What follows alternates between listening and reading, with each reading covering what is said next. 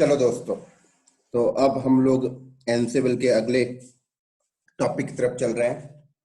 तो जैसे कि हमने लास्ट वीडियो में देखा था भाई, एनसिबल की लैब कैसे सेटअप करना है, तो हमने लैब सेटअप करना सीख लिया।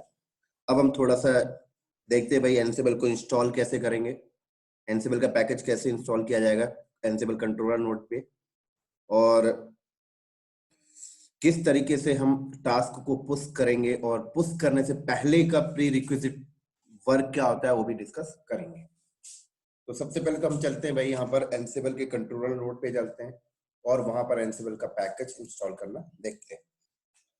तो ये चीज हमने लास्ट वीडियो में देख लिया था, तो अभी सिर्फ हमें एनसिबल इंस्टॉल करना है अभी यहाँ पे। तो दोस्तों मैं आपको बता दूं, एनसिबल इंस्टॉल करने के लिए एनसिबल का जो पैकेज है वो वर्कर नोड पे जरूरी नहीं है ना, कि वर्कर नोड पे भी हो। सिर्फ आपको एनसिबल का पैकेज एनसिबल कंट्रोलर नोड पे रखना है, बस हो गया। ठीक है।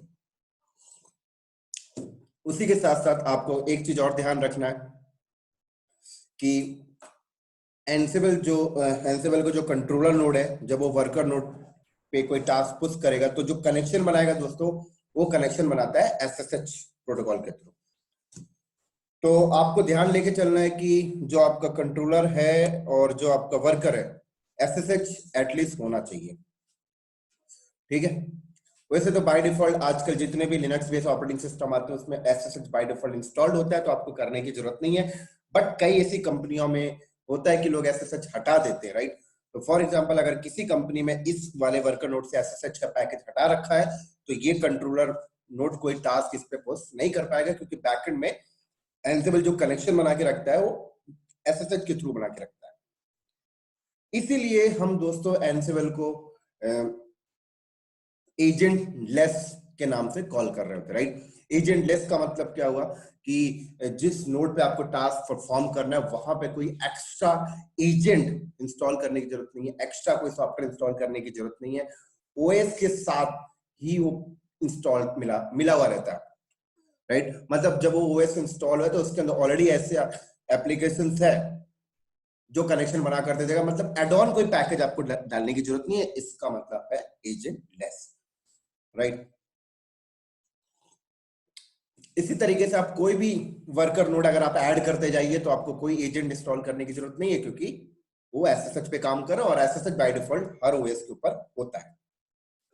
लेकिन दोस्तों इसी तरीके से आपने एक पपेट भी सुना है, तो पपेट को लोग यहाँ पर एजेंट बेस बोला करते हैं। एजेंट बेस का मतलब क्या होता है कि जो पपेट का जो मास्टर नोड होता है दोस्तों, जब वो अपने क्लाइंट नोड बोले तो वर्कर नोड के साथ जब वो कनेक्शन बनाता है कोई टास्क पुश करने के लिए, तो पपेट एसएसएच को यूज नहीं कर रहा होता है, राइट। पपेट एसएसएच को यूज नहीं करता है, पपेट का अपना खुद का कनेक्शन बनाने का टूल है, राइट। तो खुद का टूल के थ्रू कनेक्शन बनाता है। तो पपेट का जो कनेक्शन बनाने का जो भी टूल है दोस्तों, वो tools by default operating system के अंदर नहीं होता है।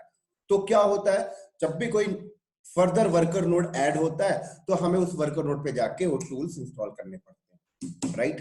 तो इसलिए हम उसको एजेंट बेस के नाम से कॉल कर रहे होते हैं। और ऐसे और एनसिबल को हम एजेंट लेस बोलते हैं, क्योंकि अगर कोई फर्दर वर्कर नोड आए तो हमें कोई एड ऑन सॉफ्टवेयर नहीं डालना, इसलिए हम इसको एजेंट लेस के नाम से कॉल करते हैं। लेकिन कहीं ना कहीं बैकएंड में अगर देखा जाए तो आपका एनसिबल भी एजेंट बेस है। बैकएंड में अगर आप देखो तो कैसे भाई, एसएसएच भी तो एक सॉफ्टवेयर है ना, राइट। एसएसएच भी तो एक सॉफ्टवेयर है। हाँ, बस ये बोल लो कि बाय डिफॉल्ट इंस्टॉल्ड रहता है तो आपको करना नहीं पड़ता।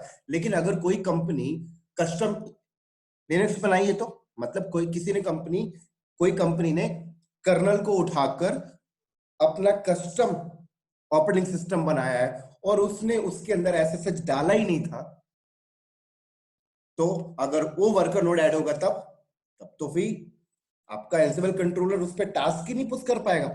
इसका मतलब फिर उस पर सॉफ्टवेयर डालना पड़ेगा, तो फिर ये तो एजेंट बेस हो गया, राइट सर। तो देखा जाए तो कहने वाली बात है, देखा जाए तो पपेट और एनसिबल दोनों एजेंट बेस है। मैं बोलता हूं दोनों के दोनों एजेंट बेस है। लेकिन अब होता क्या है कि भाई एनसिबल एसएसएच पे चल रहा है और आजकल जितने भी लिनक्स ऑपरेटिंग सिस्टम मार्केट में आते हैं एसएसएच का पैकेज रहता है, तो हमें कोई एड ऑन डालने की जरूरत नहीं पड़ती, तो हम उसको एजेंटलेस के नाम से कॉल कर रहे होते हैं। लेकिन बैकएंड में थोड़ा सा अंदर की बातें अगर आप करो तो देखा जाए दोनों ही एजेंट बेस है। हाँ, पपेट में और एनसेबल में ये डिफरेंशिएट है कि पपेट अपना कनेक्शन यूज करता है और एनसेबल एसएसएच यूज करता है। अब अपना का मतलब क्या, उसका अपना कम्युनिकेशन चैनल होता है जो एसएसएल सर्टिफिकेट के थ्रू काम कर रहा होता है। हम पपेट में अभी बात नहीं कर रहे, हम पपेट की अलग टॉपिक पे अलग से वीडियो बनाएंगे तब हम बात करेंगे। ठीक है दोस्तों, तो चलो शुरू करते हैं। इसी तरीके से आपका जो भी एनसेबल का कंट्रोलर है और जो भी वर्कर 1 वर्कर 2 है, एटलीस्ट उसमें आपको चेक कर लेना है कि एसएसएच है कि नहीं। अगर एसएसएच नहीं होगा तो आपको प्रॉब्लम होगी। तो सबसे पहले हम चेक कर लेते हैं। कैसे चेक करेंगे एसएसएच का पैकेज है कि नहीं? बहुत सिंपल कमांड है। यहाँ पर आप कमांड चलाइए rpm स्पेस -qa और यहाँ पर आप ग्रैब करिए ओपन एसएसएच। तो देख सकते हैं open SSH client and server है। ऐसे ही वर्कर 1 पे चल के चेक कर लेते हैं।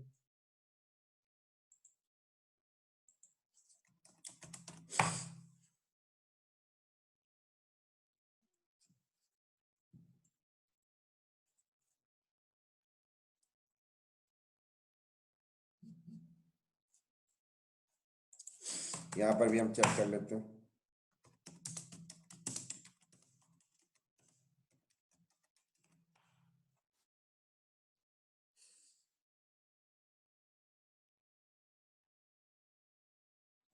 ओपन की स्पेलिंग गलत हो गई, इसको फाइंड आउट कर रहा हूँ।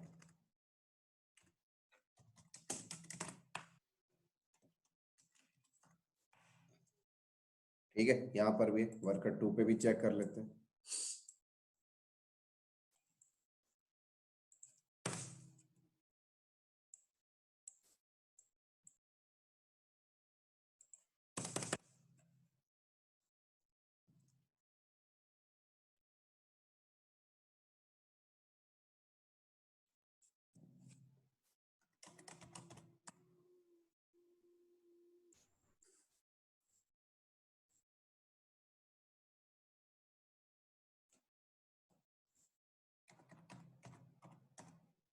चलो इस पे भी चेक कर लेते हैं।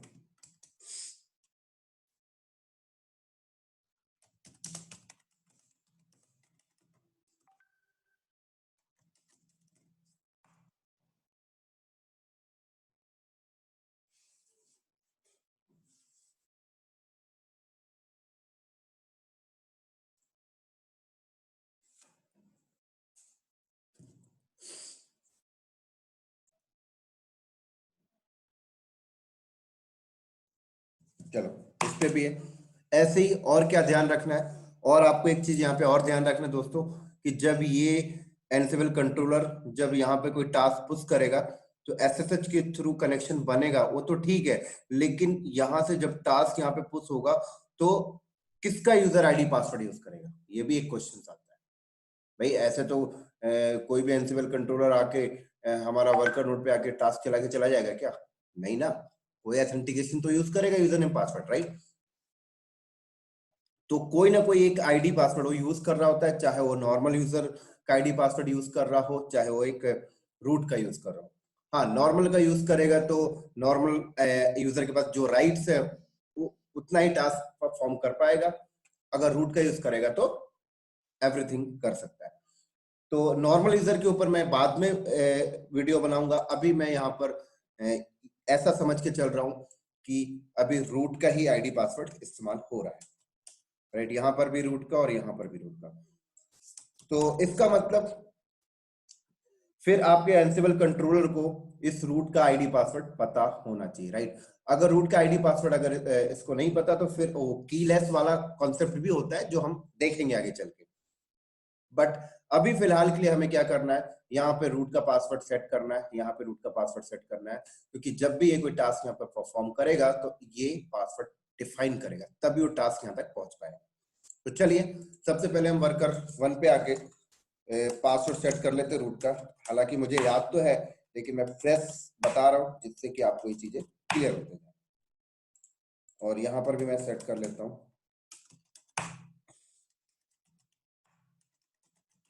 चलो, तो अब एंसिबल कंट्रोलर कोई टास्क पुश करेगा, तो जब वो वर्कर वन पे पुश करेगा तो वर्कर वन पे जब टास्क जाएगा तो वर्कर वन पे जब टास्क जाएगा तो वहां पर वो आईडी पासवर्ड डाल देगा रूट का, तो टास्क चल जाएगा। ऐसे वर्कर टू पे जब चलाना होगा तो वर्कर टू के रूट का आईडी पासवर्ड डाल देगा, टास्क चल जाएगा। लेकिन अब टास्क चलाएगा कैसे?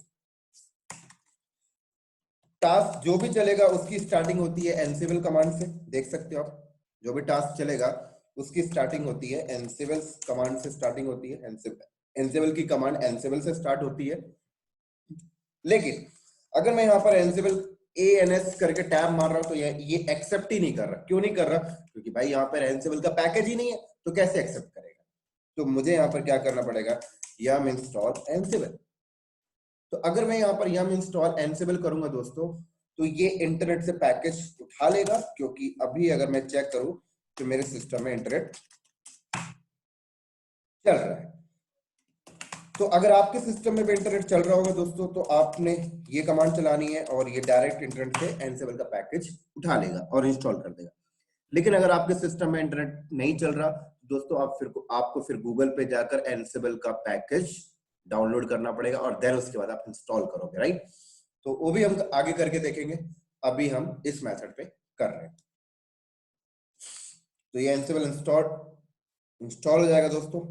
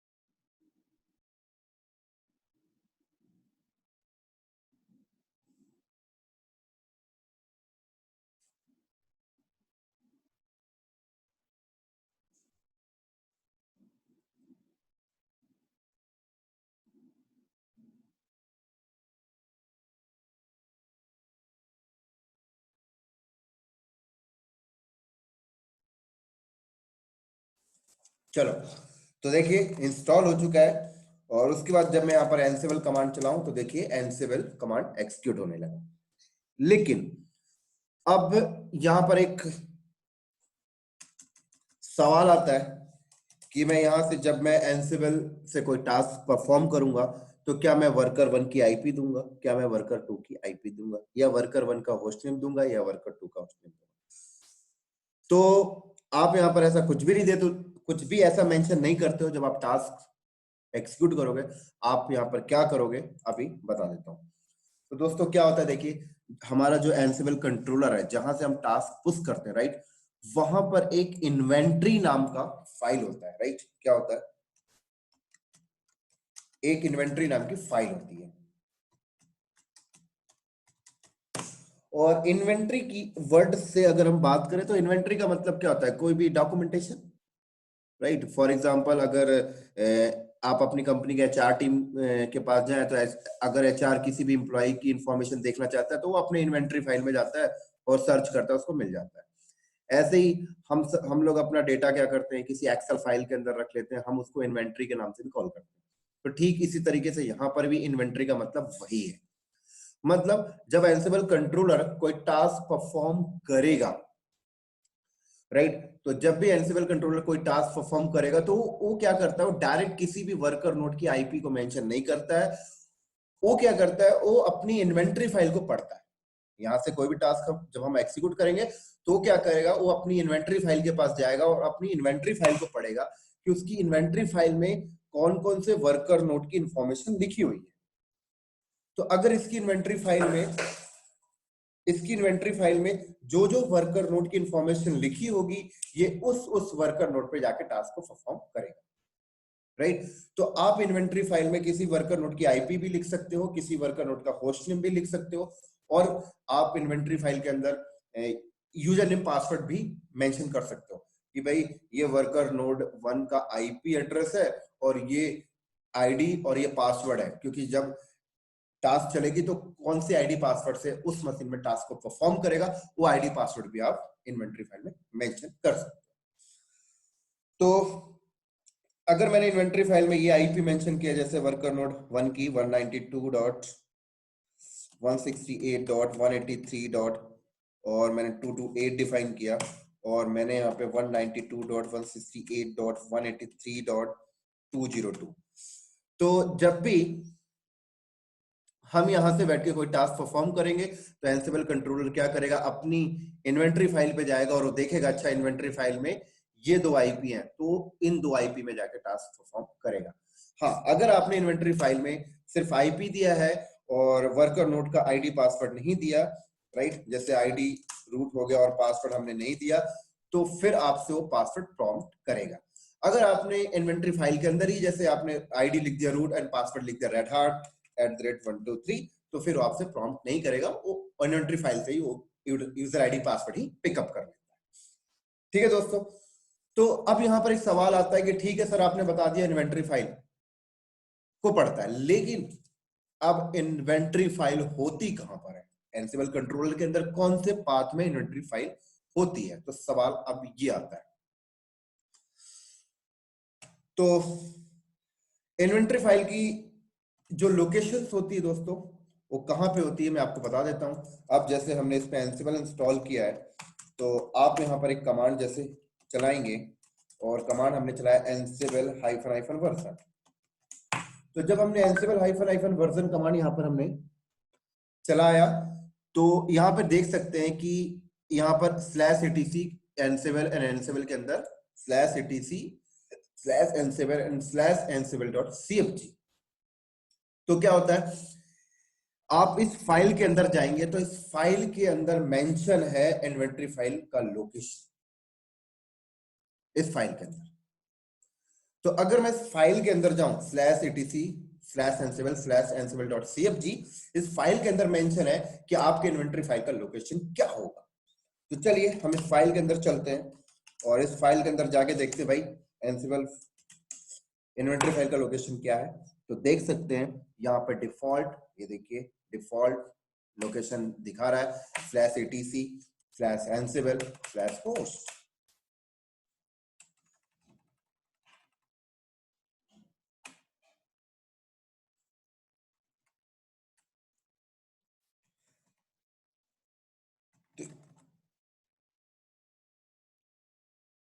तो यहां पर देखिए ये कह रहा है कि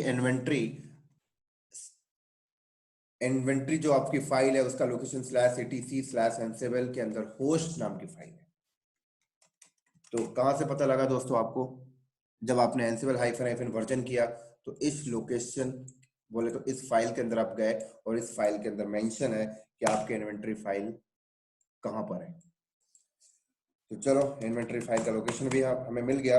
तो अब हम उस इन्वेंटरी फाइल के अंदर जाते हैं और उस इन्वेंटरी फाइल के अंदर जाके हम अपने वर्कर नोड की आईपी मेंशन कर दिए 192.168.183.228। ऐसे हमने एक ही अभी वर्कर 1 का एक ही आईपी मेंशन किया हमने। उसके बाद अब बात आती चेक कैसे करेंगे, तो कि इन्वेंटरी फाइल के अंदर एंट्री है कि नहीं उसको चेक करना है। तो कमांड होती है एंसिबल और आईपी आप यहाँ पे मेंशन करिए और -list-host। तो देखिए आपको बता दिया, राइट। इसी तरीके से हम यहाँ पर इसको ऐसे भी चेक कर सकते हैं कि आप आईपी मेंशन करना नहीं चाहते तो आप यहाँ पर ऑल लिखिए, ये ऑल दिखा देगा, राइट। क्योंकि हो सकता है कि हो इन्वेंटरी फाइल के अंदर n नंबर ऑफ आईपी हो, तो क्या आप सबकी आईपी लिखकर चेक करेंगे? नहीं, तो आप ऑल लिखिए, जितनी भी इन्वेंटरी फाइल के अंदर जितने भी वर्कर नोड की एंट्री आपने किया होगा सबकी लिस्ट वो दिखा देता है। फॉर एग्जाम्पल मैं आपको समझाने की कोशिश करता हूँ। जैसे मैंने फिर से इसके अंदर गया और मैंने क्या किया, यहाँ पर वर्कर 2 की भी आईपी मैंने मेंशन यहाँ पे कर दिया। लो, 2 मैंने कर दिया। तो अब क्या मैं आईपी लिख लिख कर चेक करूंगा तो गलत हो जाएगा, राइट। तो आप इस तरीके से ही चेक कर रहे हैं, ठीक है। इसी तरीके से आप अगर होस्ट फाइल के अंदर जाएं तो आप यहाँ पे होस्ट नेम भी मेंशन कर सकते थे, वर्कर 1, एंड मैंने यहाँ पर लिखा वर्कर 2। तो मैंने फाइल को सेव करके बाहर आया और फिर मैं यहाँ पे ऑल किया तो देखिए 4 इंफॉर्मेशन ये दिखा रहा है, ठीक है। इसी तरीके से दोस्तों आप इन्वेंटरी फाइल के अंदर जाइए और अभी देखिए आप यहाँ पर single single IP and single single host name की एंट्री कर रहे हैं। आप इनको एक ग्रुप के अंदर भी डाल सकते हैं। ग्रुप के अंदर कैसे डालेंगे, जैसे मैंने एक ग्रुप बना दिया वेब सर्वर, ये लो। तो वेब सर्वर नाम का एक ग्रुप बन गया, उसके अंदर मैं उनकी आईपी एड्रेस डालूंगा जो वेब सर्वर है। ऐसे मैंने यहाँ पर इसी तरीके से मैं n नंबर ऑफ ग्रुप भी बना सकता हूं। जैसे मैंने एक बना दिया ऐप सर्वर, ठीक है सर दोस्तों यहाँ पर। और यहाँ पर मैं उनकी आईपी एड्रेस डालूं या होस्ट नेम डालूं, बात बराबर है। अभी फिलहाल मैं यहाँ पर आईपी एड्रेस मेंशन कर दिया और हालांकि मेरे पास सर्वर तो है नहीं, बट यहाँ पर मैं डिफाइन कर सकता हूँ, कोई दिक्कत नहीं। और ऐसे मैंने अगली आईपी एड्रेस दे दिया,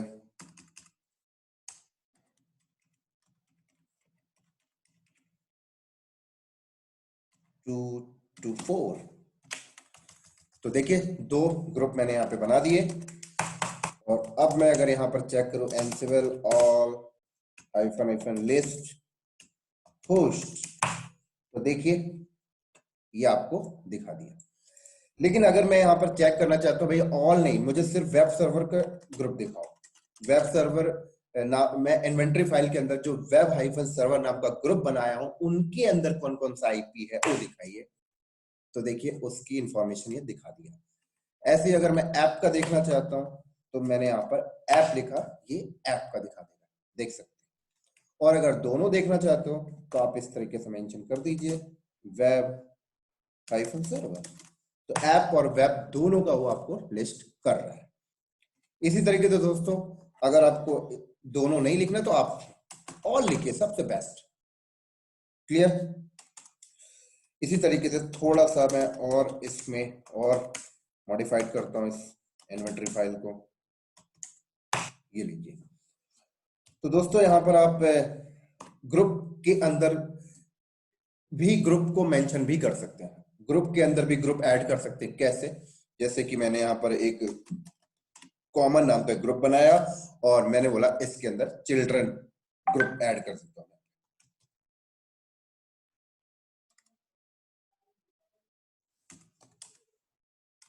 लो, तो जब मैंने यहाँ पर ये मेरा पेरेंट ग्रुप हो गया और चिल्ड्रन मैंने यहाँ पे चिल्ड्रन कीवर्ड मैंने यहाँ पे मेंशन किया और उसके अंदर मैं ग्रुप ऐड कर देता हूँ, राइट। तो जैसे मैंने एक ग्रुप ऐड कर दिया वेब हाइफन सर्वर और एक ग्रुप मैंने ऐड कर दिया यहाँ पर ऐप हाइफन सर्वर। तो हम इसको चिल्ड्रन ग्रुप बोल रहे हैं। तो ये हमारा पेरेंट ग्रुप हो गया और उसके अंदर चिल्ड्रन ग्रुप। तो ये ग्रुप 1 एंड ग्रुप 2। तो ग्रुप के अंदर ग्रुप आप यहाँ पर कॉल कर रहे हो। तो अब मैं इसको यहाँ पर अगर मैं एनसिबल कॉमन को कॉल करता हूं hyphen hyphen list hyphen all, तो देखिए ओह ऑल यहाँ पे नहीं आएगा, यहाँ पे कीवर्ड क्या आएगा, पोस्ट। तो देख सकते हैं दोस्तों।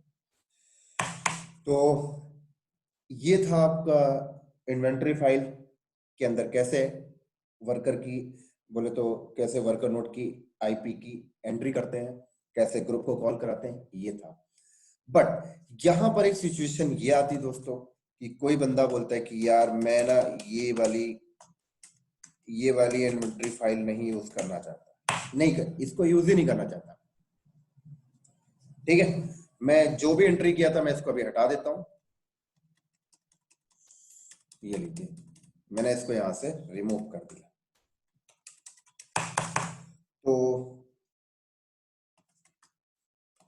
आप अभी इन्वेंटरी फाइल जो यूज कर रहे थे एनसिबल हाइफन हाइफन वर्जन, वो कहां से मिली थी दोस्तों आपको? एनसिबल हाइफन हाइफन वर्जन अब आपने किया था तो ये कॉन्फ़िग फाइल के अंदर आप गए थे, और इस कॉन्फ़िग फाइल के अंदर, इस कॉन्फ़िग फाइल के अंदर मेंशन है कि आपकी इन्वेंटरी फाइल ये होगी, तो आप इस फाइल के अंदर जाके वर्कर की आईपी मेंशन कर रहे थे।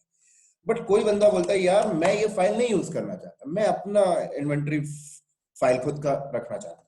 जैसे कि मैंने यहाँ पे बना लिया mkdir, और यहाँ पर मैंने नाम दे दिया जैसे माई इन्वेंट्री। देखिए कोई बंदा बोलता है कि ये मैंने एक फोल्डर बनाया और मैं इस फोल्डर के अंदर अपनी इन्वेंटरी फाइल रखूंगा, जैसे मैंने एक फाइल बना लिया abc नाम की। कोई बंदा बोलता है इसके अंदर मैं रखूंगा, जैसे मैंने यहाँ पर एक ग्रुप बना दिया वेब हाइफन सर्वर, इसके अंदर मैंने आईपी ऐड कर दिया 192.168.183.228, 192.168.183.223। ऐसे अगला ग्रुप हमने बना लिया web hyphen app hyphen server 192.168.183.224, 192.168.183.225। तो अब क्या करेंगे? मैंने तो कस्टम इन्वेंटरी यूज कर रहा हूँ, इन्वेंटरी फाइल यूज कर रहा हूँ। तो अगर यहाँ पर मैं एनसिबल hyphen hyphen all hyphen hyphen list hyphen host अगर मैं कमांड चलाऊं तो देखिए उसको इन्वेंटरी फाइल के अंदर कुछ कंटेंट मिल ही नहीं रहा।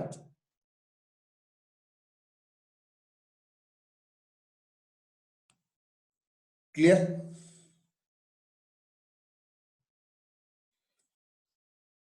तो अब मैं यहां पर क्या करूंगा, मैं हाइफन आई करके अपनी इन्वेंटरी फाइल मेंशन करूंगा। आई बोले तो पाथ आप डिफाइन कर रहे हैं, इन्वेंटरी फाइल का पाथ। तो ये देखिए अब इसने पिक किया, राइट? तो इस तरीके से दोस्तों आपको काम करना पड़ेगा अगर आप अपनी कस्टम इन्वेंटरी यूज करते हो।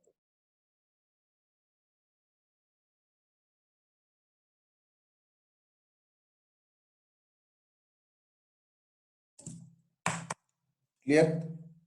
इस तरीके से अगर आप अपनी कस्टम इन्वेंटरी यूज करते हो तो ऐसे ही मैं यहाँ पे ऑल ना लिखूं और ऐसे करूं तो देख सकते हैं आप, ठीक है? बट कोई बंदा बोलता है क्या मुझे ऐसा बार बार लगाना पड़ेगा माइनस आई करके? तो डेफिनेटली आपको बार बार लगाना पड़ेगा। क्यों बार बार लगाना पड़ेगा? क्योंकि एनसिबल हाइफन हाइफन जब आप वर्जन आपने किया था तो दोस्तों आपको याद होगा इन्वेंटरी फाइल का जो लोकेशन है डिफॉल्ट, वो इस फाइल के अंदर मेंशन है कि स्लैश ईटीसी के अंदर एनसिबल के अंदर होस्ट नाम की फाइल को बाय डिफॉल्ट इन्वेंटरी फाइल समझ रहा है। अब तो आप चेंज कर लियो, तो आप जब जब आप अपना कस्टम चेंज करोगे तो भाई आपको पाथ तो डिफाइन करना पड़ेगा।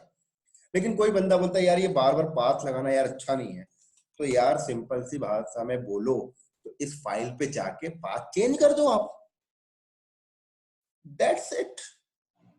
आप जाइए इस फाइल के अंदर चेंज कर दीजिए इसको, क्या समस्या है? ये डिफॉल्ट है ना, डिफॉल्ट चीजें तो चेंज हो सकती हैं डेफिनेटली। तो हमने इसको हटाया यहां से, हमने बोला भाई साहब हमारी